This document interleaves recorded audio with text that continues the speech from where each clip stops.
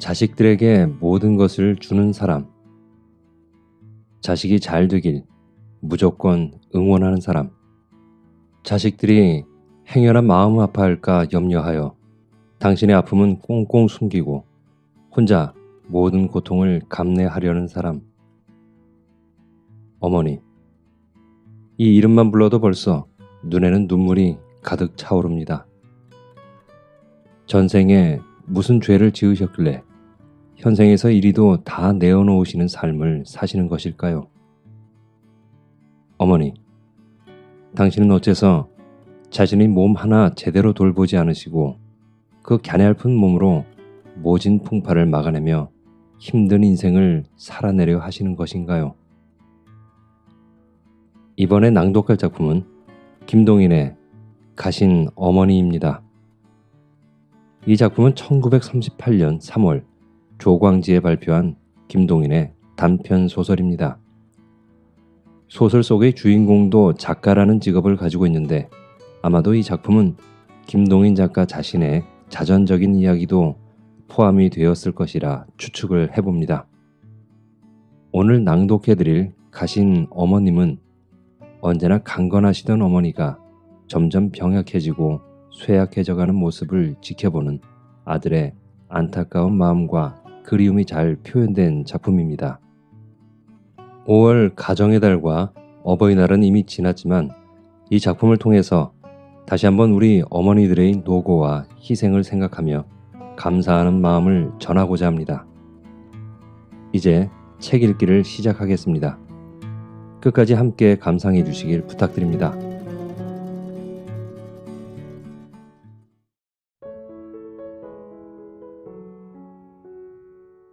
가신 어머님. 김동인. 나의 집안이 서울로 이사를 한 것은 지금으로부터 만 6년 전이다. 그 전해 가을부터 심한 신경쇠약에 불면증을 겸하여 고생하던 나는 가족을 평양에 남겨두고 혼자서 서울로 올라와서 치료를 하고 있었다. 나의 가족이라는 것은 나의 아내와 아들 하나와 딸 둘이었다. 아들과 큰딸은 전처의 소생이다.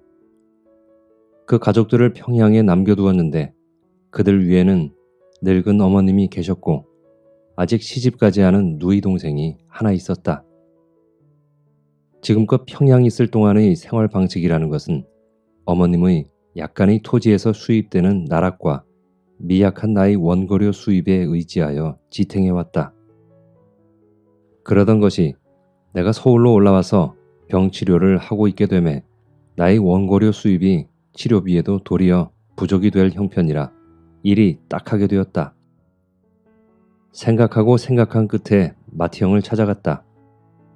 그리고 마티형께 내가 서울에서 치료를 하는 동안 어머님을 비롯하여 내 가족들의 생활을 돌보아 주기를 부탁하였다. 그해 진실로 적적한 과세를 하였다.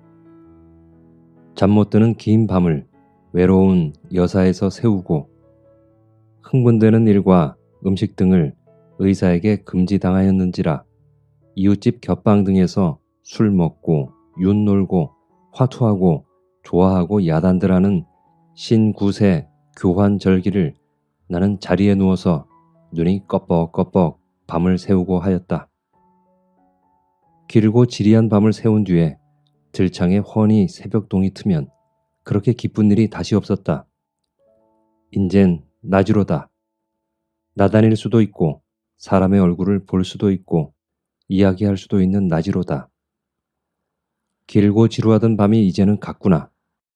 낮이 차차 기울어오면 이제 장차 이를 밤이 진실로 무서웠다.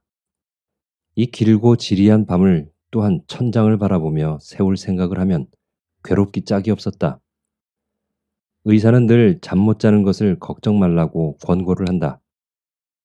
에디슨은 하루에 4시간밖에 안 잤다. 누구는 몇 시간밖에 안 잤다. 고금의 온갖 예를 들어가면서 잠이라는 것은 한낱 습관에 지나지 못하지 자지 않을지라도 괜찮다는 설명을 가하여 안심을 주려 한다.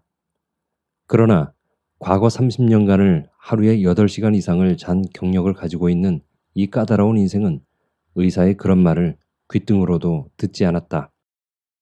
불면증이라는 것은 괴상한 것으로서 밤에는 정신이 똑똑한 대신 낮에는 늘 머리가 몽롱하다. 그러나 과거 30년간을 일은 낮에 하고 밤에는 잠을 잘 것이라는 습관을 가지고 있는 나는 머리가 몽롱한 낮에 원고를 쓰고 머리가 똑똑해진 밤에는 오지 않는 졸음을 오라고 청을 하고 있다. 불면증은 체험해본 사람이 아니고는 그 고통의 100분의 1도 상상을 못한다. K 박사의 지도하에 불면증 치료 3개월. 불면증은 이제는 웬만치 완화가 되었다. 자며 깨며 숙수는 못하나마 과한 고통은 면하리만치 되었다. 이렇게 되매 나는 나의 가족을 서울로 불러올려서 서울에서 살기로 계획을 정하였다. 원고료 생활을 하려면 서울에서 살림하는 것이 편리하다. 표면으로는 이러하였다. 그러나 이면으로는 델리케이트한 문제가 나의 가슴 깊이 있는 것이었다. 본시, 우리는 삼형제로서 내가 가운데요. 삼형제의 아래로 막내로 누이가 하나 있었다. 내가 17살 적에 아버님이 세상을 떠나셨다. 삼형제에게는 각각 적당히 분재해 주셨다. 그러나 누이의 몫은 없었다. 맏형은 장발하였는지라 따로이 살고 나와 나의 동생과 누이를 어머님이 거느리고 사셨다. 그러는 동안 어머님이 재산을 관할하시며 재산 수입에서 생활비에 충당하고 남는 것으로 약간의 토지를 마련하였다. 물론 그것을 마련한 당시의 어머님의 심산으로는 그것을 딸에게 주려 하였음일 것이다. 그 뒤에 우리 형제는 방탕을 하였다. 홀짝 다 없이 하였다. 이렇게 되매 어머님의 마음은 다시 변하셨다. 어머님은 몇 자녀 중에 나를 가장 사랑하셨다. 내가 한 푼 없이 파산을 하매 어머님은 그 약간의 토지를 나에게 주시려고 본시의 예정을 돌이켰다. 그리고 그 토지에 걸리는 입비, 세비, 수리조합비, 기타 관할비 등등을 내게 부담을 시키시고 감독 등등도 내게 늘 명하셨다. 본시 입이 무거우시니라 그 땅을 장차 뉘게 주신다는 말씀은 입 밖에 낸 일이 없으나 암시는 충분히 하시고 하였다. 언젠가 변변찮은 일로 딸과 다투신 때 같은 때에는 등기와 도장을 내게 맡기시고 집을 나가신다고까지 한 일이 있었다. 그러나 나는 그 땅을 원하지 않았다. 아버님께 풍부히 물려받았던 재산을 탕진한 몸으로써 무슨 염치에 그것을 견눈질이라도 하랴. 그것이 거대한 재산으로서 욕심날 만한 거액이면 모르지만 그것을 가지고도 생활을 위한 원고를 쓰지 않고는 먹지 못할 이상에는 그만 것을 가져 무엇하랴. 이러한 생각을 가지고 있었다.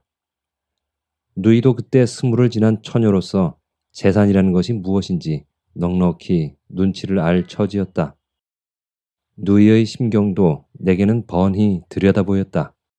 그 땅이란 본시 자기에게 올 것이었는데 오빠가 방탕을 하여 재산을 탕진한 탓에 빼앗기는구나. 이러한 눈치가 늘 역연히 보였다.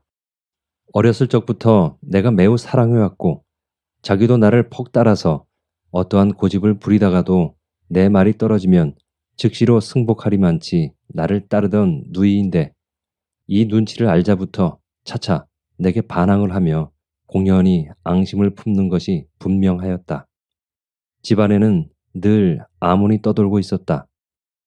어머님이 단 한 번이라도 정면으로 그 땅은 장차 너 가져라 하시면 나는 단박에 거절하여 이 아문도 흩어지겠지만 말씀 안 내는 일을 먼저 내가 거절한다면 도리어 그 반대편으로 보이기가 쉬운 일이라 먼저 거절할 수도 없고 하여 단지 이 집안에 떠도는 아문에 홀로 혀를 차고 있었다. 그러다가 이번 기회에 내 처자만 서울로 이사를 하게 하여 자연 간단히 내 뜻을 나타내기로 한 것이었다. 과연 아내가 서울로 이사오라는 내 편지를 받고 그 뜻을 어머님께 여쭈매 곁에 있던 누이가 옳다. 그 땅도 이젠 내 것이로다. 고 농담조로 말하더라고. 대체 그 땅이란 어찌 된 땅이냐고 아내는 서울 이사 온 뒤에 내게 물은 일이 있었다. 내 가족이 서울로 이사 오면 평양의 어머님과 누이는 어머님의 땅의 수입과 누이의 모 유치원 보모로서의 월급으로 여유 있게 지낼 수가 있는 것이었다. 그러나 어머님은 내 이 행동을 매우 좋지 않게 보신 모양이었다. 첫째로는 가장 사랑하시던 아들을 슬하에 그냥 두고 싶으셨던 것이었다. 그랬는데 그 아들이 자기의 처자만 서울로 끌고 갔다는 점이 매우 불쾌하셨다. 둘째로는 제 아무리 서울로 이사를 간댔자 벌어먹지 못할 것으로 보셨다. 몇 달간 공연히 고생들만 하다가 도로 모두 울래줄래 평양으로 내려올 것으로 믿으셨다. 그런 위에 어머님 소유의 땅 가운데 하나는 평양부 발전에 따라서 가까운 장래에 적지 않은 금액의 것이 다시 회복하시리란 마음이 있었더니만치 내가 내 처자만 데리고 서울로 간다는 것을 싫어하셨다. 어차피 서울 가서 자리를 못 잡고 도로 내려오리라고 굳게 믿으셨더니만치 이삿짐이 진실로 박하였다. 아내가 자기의 친정에서 해가지고 온 물건밖에 낡은 것, 원래가 대갓집이었더니만치 다른 것은 그만두고 유기 그릇만 하여도 큰 뒤주로 몇 뒤주가 되었다. 낡은 것이라고는 내 전실 아내의 것조차 안 주시고 단지 빅터 유성기와 레코드와 싱거 재봉틀 하나뿐으로서 좌우간 이사 온 날 저녁밥 담아 먹을 그릇조차 없어 사다가 담아 먹었다면 짐작이 갈 것이다. 그러나 내 계획이란 어머님의 예상하신 바와 딴판이었다. 좌우간 무턱하고 집을 한 채 월부로 사기로 하였다. 집도 그만하면 정 부끄러운 집도 아니었다. 그리고 여기서 차차 내 생활이 자리가 잡히는 동안 누이 동생도 출가를 하게 되겠고 출가를 하게 되면 어머님의 땅도 누이에게 완전히 건너가게 될 것이고 그때쯤이면 내 생활도 자리가 잡혀서 어머님을 모셔다가 안온한 여생을 보내시게 하겠다. 내 생각은 이러하였다. 사실 나는 어머님과 마주 앉을 적마다 죄송하였다. 부귀를 겸전한 가운데서 나셔서 자라셔서 청년, 중년 다 부귀 중에 지내신 어머님을 나이 과도한 방탕 때문에 늙마에 고생하시게 하는 것이 늘 죄송하였다. 언제 어서 생활의 안정을 얻어서 어머님을 다시 평안히 지내시게 할까? 얼마 남은 수도 그리 많지 못하실 어머님. 어머님 생전에 다시 근심 없는 살림을 회복하여야겠다. 이것이 나의 제일 초조되는 바요. 근심되는 바였다. 그런데 어머님의 생각은 또한 그와 반대였다. 저것, 즉, 저것이 넉넉한 데서 나서 자라서 지금 재정에 물려 쩔쩔매며 돌아가는 것이 도리어 민망하신 모양이었다. 이 중년의 아들을 간간 어린애들 몰래 즐겨하는 과일 같은 것을 사다 주시는 것을 받을 때마다 도리어 칵 울고 싶었다. 10년 미만의 10여만 원의 재산과 그 재산에서 나는 수입까지 탕진하였으며 상당히 질타항이 놀았다. 그런지라 어떠한 고난을 겪을지라도 자작지열로 원망할 곳이 없을 뿐더러 과거에 그만큼 놀았으면 하는 단념까지 생기는 나이려니와 어머님이야 무슨 탓으로 늙마에 저렇게 마음과 몸의 고생을 하실까? 늘 이 죄 많은 아들을 민망히 보시고 만나는 음식이라도 생기면 당신은 안 잡숫고 반드시 아들에게 주시며 부족한 주머니를 털어서 아들의 입을 즐겁게 하시며 사람 된 의무로서 가족의 의식을 구하기 위하여 하는 당연한 노력을 애처롭게 보시는 그 어머님에 대하여 나는 황송히 생각하지 않을 수가 없었다. 서울로 이사를 와서 월부로 정갈한 집을 한 채 산 뒤에 우리 가족의 생활은 그야말로 긴장 한마디로 끝이 날 종류의 것이었다. 집을 한 채 사느라고 어머님께 편지를 하였더니 어머님께서는 그러면 여름방학 때 딸과 함께 서울로 놀러 오시마 하셨다. 우리의 산 집은 아주 새 집이었다. 이 새 집을 사람 사는 집같이 꾸미려면 상당히 손이 걸린다. 나는 시계와 같이 잠시도 쉼없이 원고를 쓰고 아내는 끊임없이 항아리 나부랭이며 찬장, 그릇 등속을 사들이며 어머님이 서울 오시겠다는 여름방학이 불과 석 달, 그동안에 집을 사람 사는 집처럼 꾸미느라고 전력을 다하였다. 그 여름 약속에 의지하여 상경하실 때 어머님은 몸소 가지고 올 수 있는 최대 한도의 짐을 가지고 오셨다. 그러나 일껏 가지고 와서 봄에 그런 것들은 벌써 다 구비되어 있는 것이었다. 쓸데없는 것을 가지고 왔구나. 아, 이 한마디가 얼마나 나를 기쁘게 하였을까. 어머님도 또한 헛노력이 된 것을 도리어 기뻐하시는 것이었다. 그해 가을, 어머님은 사위맞이를 하셨다. 딸이 20을 썩 넘도록 정당한 배우자를 맞지 못하여 근심하시던 그 근심도 이제는 없어졌다. 아들들도 맏아들은 평양 실업계의 거두로 뒤를 근심할 바가 없고 둘째 아들도 서울로 올라가서 차차 살림이 펴는 모양이요. 셋째 아들도 생활은 이렁저렁 해나가는 모양이요. 단 한 가지 남았던 딸의 처치도 되었음에 전혀 전전회 등에 비기면 노후도 펴나가는 모양이었다. 이러한 가운데서 나는 어서 이 집의 매수를 끝낸 뒤에 어머님을 모셔오고자 잉크와 종이를 연하여 소비하고 있었다. 서울 이사 온 지 3년째 되는 봄이었다. 그 봄, 나는 조선 원고료 생활자에게는 좀 거액이라 할 만한 600원이라는 돈을 횡액으로 잃어버렸다. 집값의 최후 잔액을 치르려던 돈이었다. 그것을 잃었는지라 다시 반년간 더 지내지 않으면 집값을 완제할 수가 없게 되었다. 그와 전후하여 평양 누이가 맏아들을 낳았다는 회보, 또 그와 전후하여 놀라운 소식이 뛰어들었다. 어머님이 중풍으로 위험하다는 것이었다. 그러나 이 소식이 전보가 아니라 편지로 온 것을 보매 위급하지는 않은 모양이었다.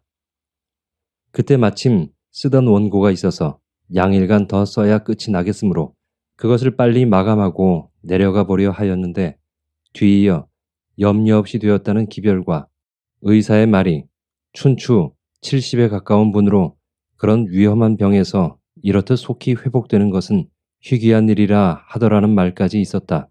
그래서 어머님의 병원에는 푹 안심하고 있었는데 얼마 지나지 않아서 중풍 재발이라는 통지가 역시 전보가 아니오 편지로 왔다. 뒤에 상세한 전말을 알아보니 이러하였다. 누이는 그때 해산 직후의 산모라 신경이 앵간히 날카롭게 된 사람이었다. 그런 터라 어떤 날 식모가 좀 마음에 거슬리는 일을 하였다고 당장에 내쫓았다.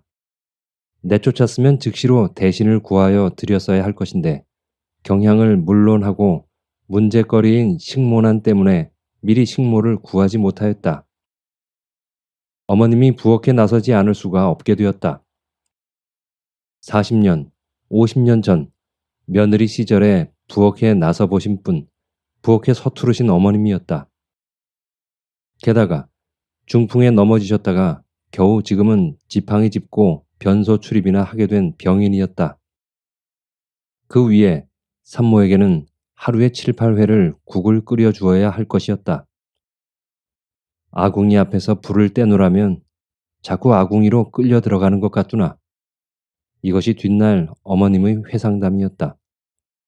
나무단을 부엌에 끌어들이고 수도, 대문 안에 있어서 부엌에서 꽤 멀다. 수도에서 물을 길어들이고 하루에 7, 8회를 부엌에 나서야 하니 칠순 노체에 병환이 없을지라도 견디지 못할 것이었다. 병환 재발된 것이 당연한 일이었다. 그러나 어머님의 체력은 경탄을 지나쳐서 경악할 만하였다. 중풍이란 대체 초발에도 난병이거니와 재발이면 생명을 보장할 수 없고 어떻게 생명이 유지된다 할지라도 전신불수, 적어도 반신불수는 될 것이었다. 그러나 어머님의 경악할 만한 체력은 그 모든 과정을 모두 건너뛰어 일삭쯤 뒤에는 다시 약간의 부축만 있으면 변소 출입은 가능하도록 되었다. 잘 요약만 하시면 이 병원에서는 온전히 벗어나서 천수를 다할 수 있다고 의사도 드디어 항복을 하였다. 그러나 성격이나 언행이나 온갖 방면이 돌변하였다. 여장부라 하여도 좋을 만치 강한 성격의 소유자이시던 어머님이 심약한 분으로 변하셨다. 식모에게 물 한 그릇 떠오라는 일이 있어도 명하지를 못하고 탄원하는 형식으로 하신다. 그리고 온갖 일에 나무람이 많고 눈물을 자주 흘리시고 음식을 잡숫는 데에도 귀찮으면 수저 다 내버리고 그냥 손으로 집어 잡숫는 등 전혀 다른 분같이 되었다. 금년에는 서울을 못 오시겠구나. 금년 여름에 집에 오시기로 되어 있더니만치 매우 섭섭하였다. 아이들이나 평양으로 보내서 병석의 할머님을 귀찮고 기쁘시게 하리라 하였다. 그 여름 이 신문 저 잡지 할 것 없이 모두 돌아가면서 원고료 전차를 하여 집값의 최후 잔액을 갚았다. 이제는 이 집은 완전히 내 것으로 되었다. 이제부터는 이 전차한 문채를 갚기까지는 생활을 극도로 절약을 하여야 하게 되었다. 나는 손꼽아 기다렸다. 생활을 극도 절약해서 통상 시대로 옮기자면 2, 3개월은 걸려야 할 것이다. 그동안에는 어머님의 건강도 썩 회복될 것이다. 그 사이 집값으로 뽑혀나가던 돈이 이제는 떠오르게 되었으며 어머님을 모셔다가 어머님 보양비로 그것을 전환시키면 될 것이다. I don't blame you for living this wish had been enough for you to stay.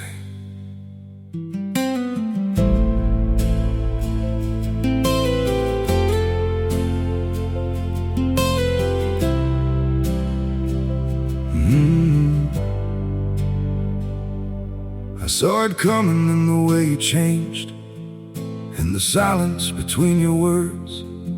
Every I'm fine felt heavier than truth, like something breaking unheard.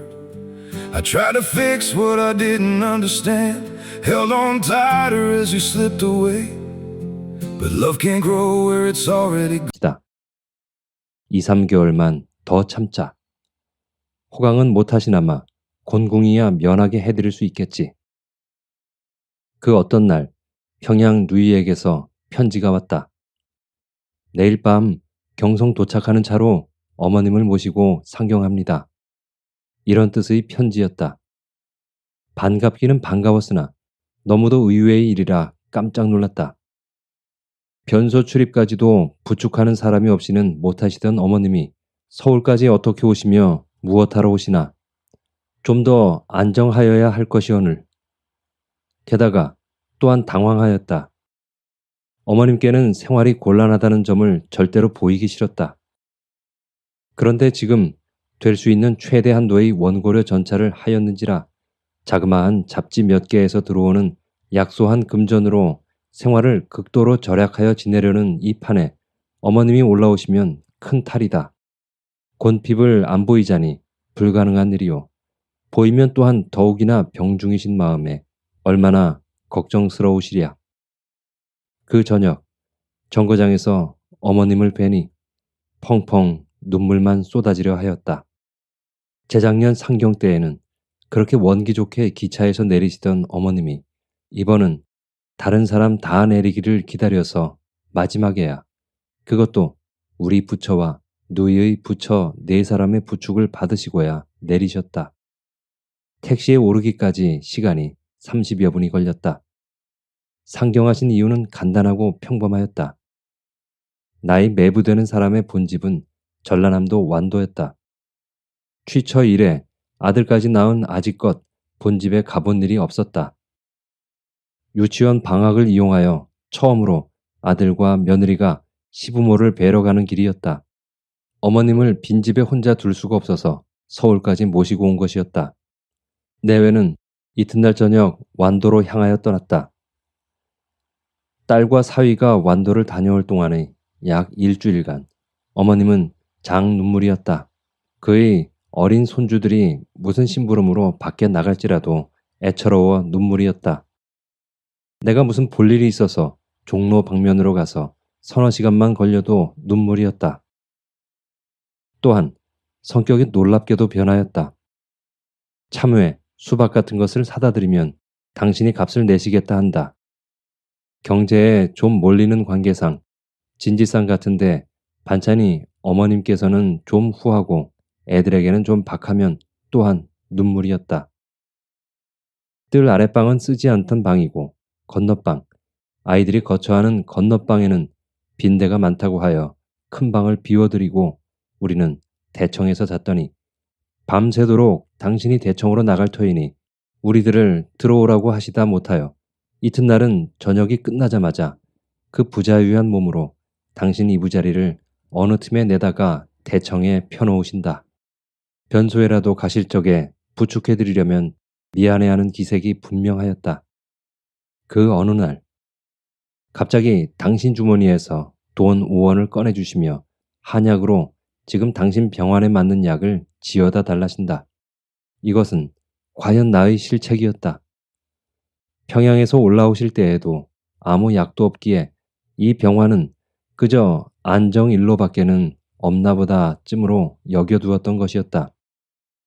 병환 중에 계신 어머님께 약 채근을 받는다는 것은 자식된 도리에 희한한 일일 것이다. 나는 어머님이 내신 5원을 도로 드리고 한방 의사를 알만한 친구들을 찾아다니며 수소문하여 박모 씨를 알아내어 톡톡히 비싼 약을 지어왔다. 그 약을 잡수어 보았지만 어지럼증만 더하지 차도가 없다고 하시면서도 다려드리는 것이라 잡숫기는 잡수었으나 평양 내려가서는 다시 안 잡수신 모양이었다. 이 병 저 병 겹치는 중에 또 조그마한 부스럼 하나가 목 뒤에 생겼다. 가렵다고 긁으시더니 그것이 저녁에는 벌겋게 되었다. 그래서 고약을 붙여드렸으나 가렵다고 연방 떼버리고 그냥 긁으시는 바람에 이튿날은 더 범위가 넓어지며 뜬뜬하게 되었다. 그러나 고약만 잘 붙이면 도로 삭을 종류의 것이라 이튿날은 나의 아들을 할머니 뒤에 지키게 하여 떼버리면 다시 붙여드리고 떼버리면 또다시 붙여드리고 이러한 역할을 하게 하였다. 부스럼이 난 지 사흘 만에 완도 갔던 내외가 왔다.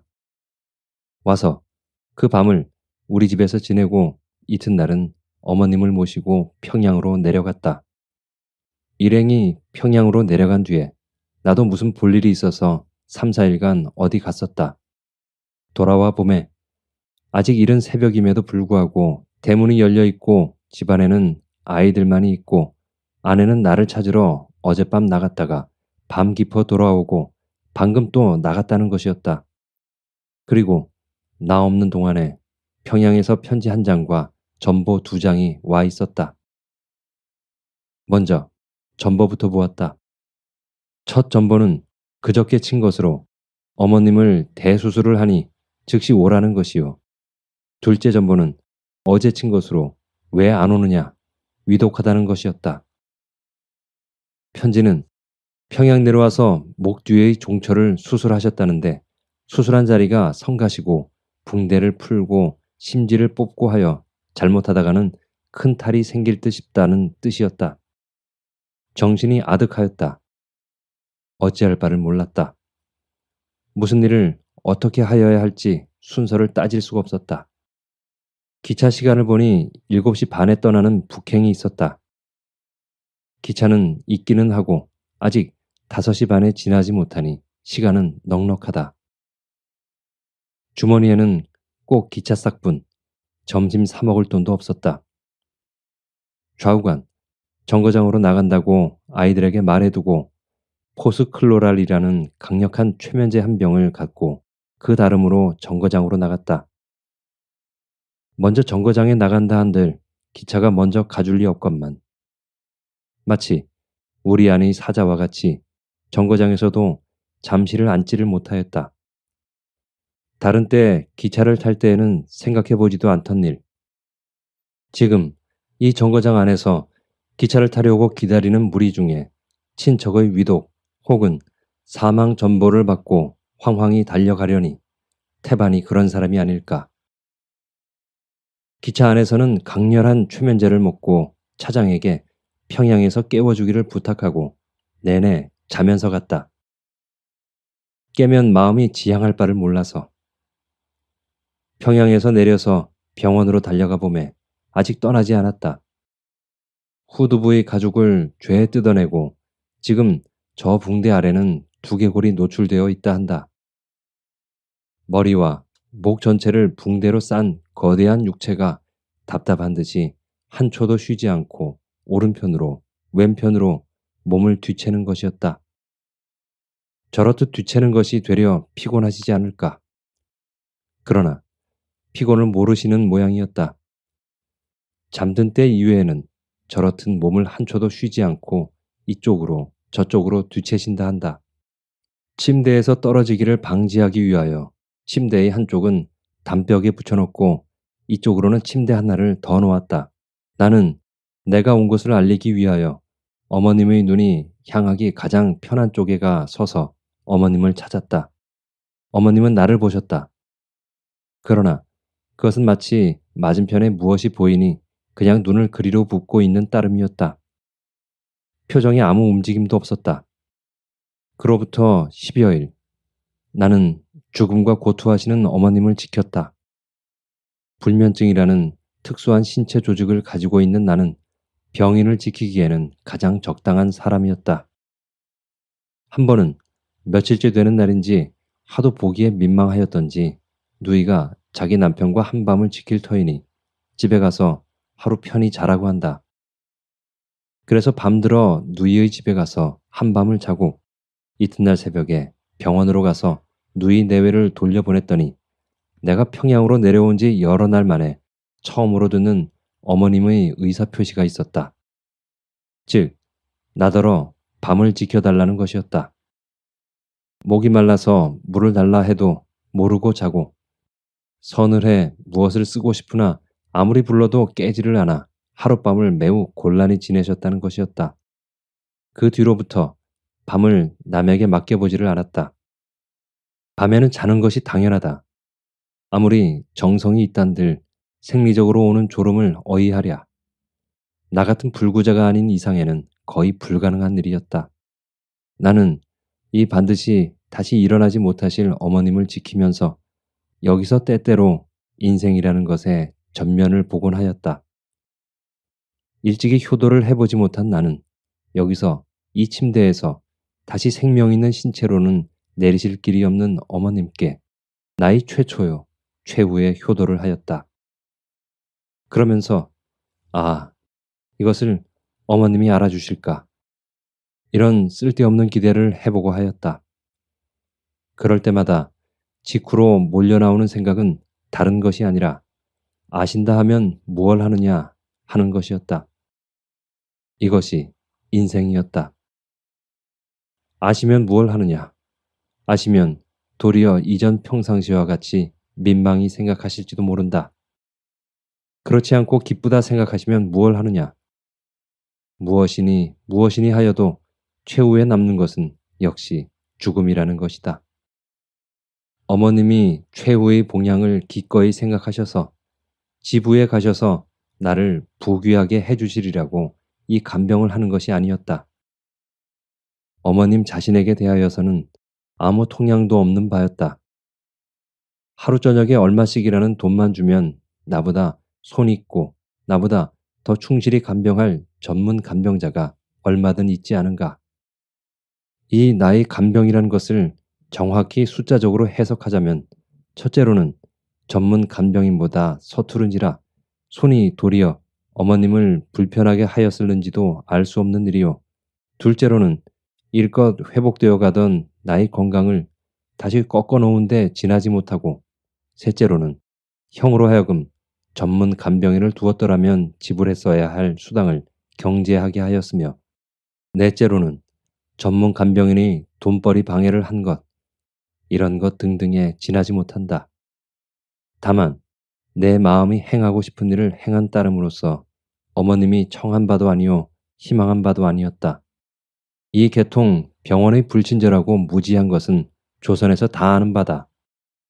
당시 어머님의 몸에는 여러 가지 병이 한꺼번에 밀려 있었다. 제일 급한 것이 이번 수술한 후두부 봉창이요. 그 다음으로 급한 것이 중풍이요.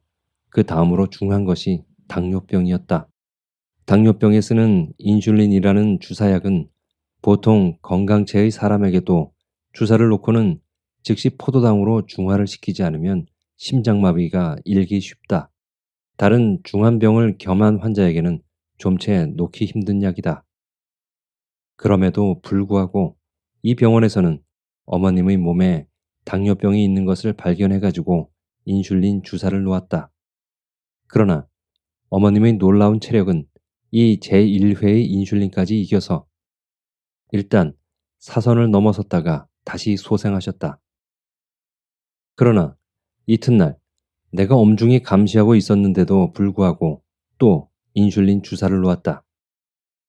그리고 숟가락으로 입에 따라 넣어드리는 포도당액의 마지막 숟갈을 채 못 삼키시고 마지막 숨을 쉬셨다. 한때는 이 무지한 치료 방식에 대하여 친척들 사이에 말썽도 많았으나 그건 역시 지나고 보면 우스운 일이었다. 혹은 그 때문에 2, 3일간 더 생명이 단축이 되셨는지도 모른다. 그러나 만약 어머님이 2, 3일간 더 살아계셨다 하면 무엇할까? 2, 3일간 더 사셨다면 2, 3일간 더 고통을 겪으실 뿐이었다.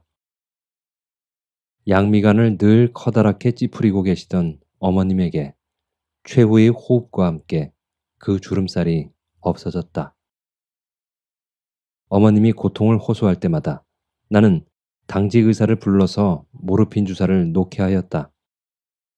모르핀 주사가 혹은 몸에 해로울지는 모르나 어차피 이 침상에서 다시 산 사람으로 내리시지 못할 이상에는 단 몇 시간이라도 고통을 모르고 지내시면 그 이상 더한 일이 어디 있으랴. 어머님 떠나신 지 만 3년 반. 지금은 아마 뼈밖에는 남아있는 것이 없겠지.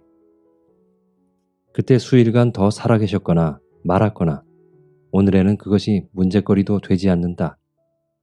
단지 내 마음에 그냥 죄송이 남아있는 생각은 부기 중에서 생장하시고 늙으신 어머님을 늑마에 내 탓으로 수년간 빈곤을 맛보시게 하였고, 그러고도 이 못난 아들을 도리어 생각하시고 측은히 여기시던 어머님께 푹 안심을 드리기 전에 어머님을 잃은 점이다. 효도를 드려야 한다는 의무감에서 나온 바도 아니오. 효성이 없으면 미물과 같다는 위협 때문에 생긴 마음도 아니다. 안심을 하신 뒤에 세상을 떠나셨다 하여도 역시 마찬가지요. 더욱 불안을 느끼시면서 떠나셨다 하여도 또한 마찬가지로서 일단 떠난 뒤에는 그저 다 허무로 끝마감을 할 것이니 나의 생각은 어머님이 살아계신 때거나 떠나신 뒤거나 단지 내 욕심 채우기를 위함이지 어머님을 위함이 아니다. 어머님을 땅에 묻은 뒤에 나는 다시 무덤을 찾아본 일이 없었다. 살아계신 어머니이니 내가 범한 죄를 씻고자 성심성의 안심을 드리고자 한 것이지 떠나신 뒤에 빈 무덤을 찾아 무엇하랴. 불효한 자식이라고 세상이 욕을 할지라도 그 칭호를 잠잠히 받을 밖에는 도리가 없다.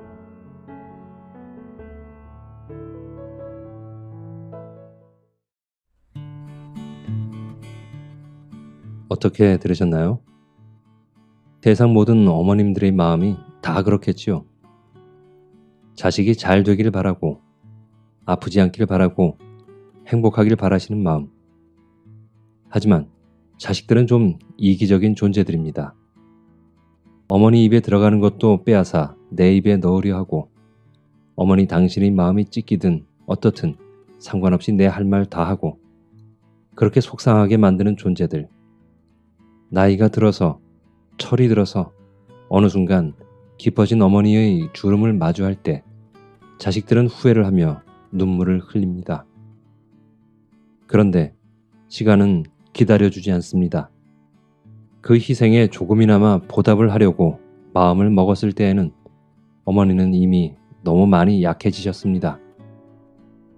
남는 것은 후회와 미련뿐입니다. 이 소설의 주인공인 아들처럼 말이죠. 오늘 김동인의 가신 어머님 좋으셨나요? 저는 또 다음 시간에 좋은 작품으로 인사드리겠습니다. 끝까지 함께 해주신 여러분 감사합니다.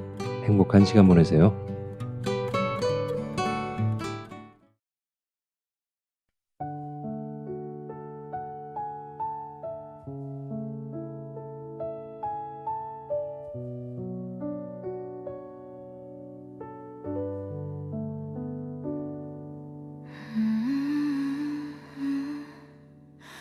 손끝에 닿을 듯 가까이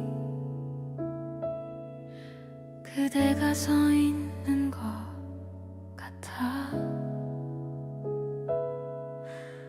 눈을 감으면 들리는 그 목소리가 날 부르네. 시간은 흘러도 멈춰진 우리의 그 순간 속에서 아직도 난 그대 곁에 머물고 싶은걸요. 1000번을 불러봐도 대답 없는 이 공간, 그리움만 가득해 텅 빈 내 마음에 볼 수 없어도 느껴져요. 그대의 온기가 여기 있어. 안을 수 없어도 괜찮아요. 기억 속에 살아 숨 쉬니까 이렇게 그대를 사랑해도 닿을 수 없는 거리지만 영원히 내 안에 남아줘요. 사랑했던 그 모습 그대로.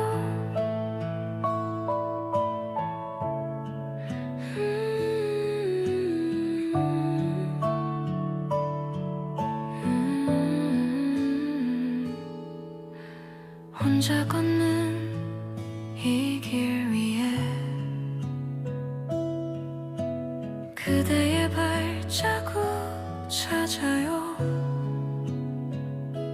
함께했던 모든 날들이 지금도 나를 지켜주죠. 1000번을 그려봐도 만날 수 없는 얼굴,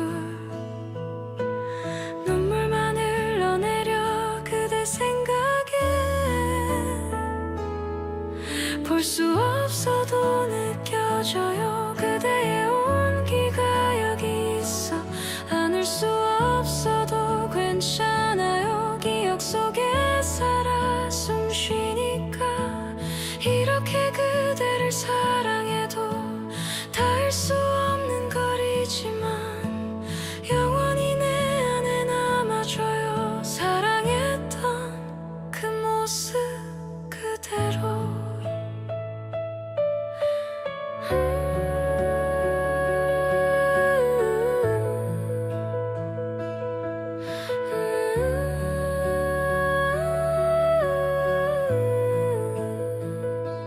시간이 우릴 갈라놔도 마음만은 함께 할 거야. 보고 싶어 보고 싶어 이 말밖엔 알 수 없지만 그대도 알고 있겠죠. 내 사랑은 변함없단 걸. 볼 수 없어도 사랑해요. 그대는 내 전부였으니까 안을 수 없어도 느껴요. 여기 내 곁에 있는 걸. 이렇게 그대를 그리워해도 다시 올 수 없는 시간이지만 영원히 잊지 않을게요. 사랑한다는 이 한마디를. 그대여